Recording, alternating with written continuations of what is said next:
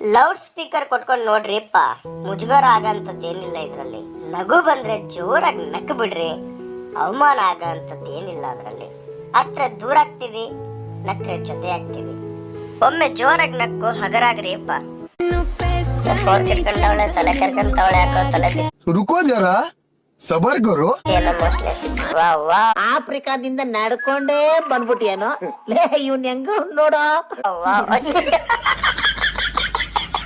Guarantee ಅವ್ರು ಹಂಗ್ ಮಾಡಿದ್ದಕ್ಕೆ ಹಂಗಾತು. ನಾವೇನಾದ್ರು ಮಾಡಿದ್ರೆ ಏಮ ಕುಂತದಲ್ಲ ಹಂಗೇ ಆಗದ. 100% ಅಂತ ನಿಜ.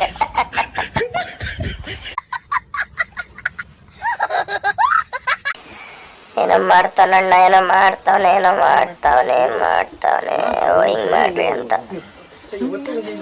ಹೇಳಿದ. ಜಾಸ್ತಿ ಹೊಡಿತಾನೆ.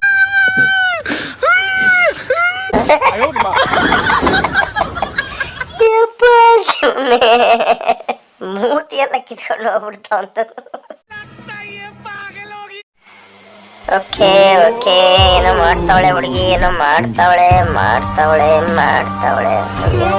ಅಲ್ಲೇ ಕಾಣಿಸ್ತಾವೆ.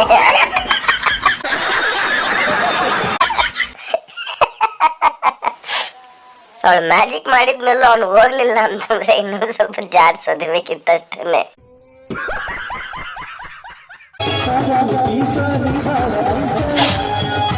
ಅಣ್ಣ ಫುಲ್ಲು ನಿದ್ದೆಲ್ಲವನೇ, ಯಾವ್ದೋ ನಾಟಕನೋ ಆರ್ಕೆಸ್ಟ್ರಾನೋ ನೋಡ್ತಾವನೆ. ಈ ಅನುಭವ ಎಲ್ಲ ನಮ್ ಕಾಲಕ್ಕೆ ಹೋಯ್ತು ಬಿಡ್ರಿ. 80, 90, 95 ಕಾಲಕ್ಕೆ ಹೋಯ್ತು. 2010 ಈಚೆಗೆ ಬಂದವರಿಗೆಲ್ಲ ಈ ಅನುಭವ ಎಲ್ಲ ಸಿಗಲ್ಲ, ಚಾನ್ಸೇ ಇಲ್ಲ.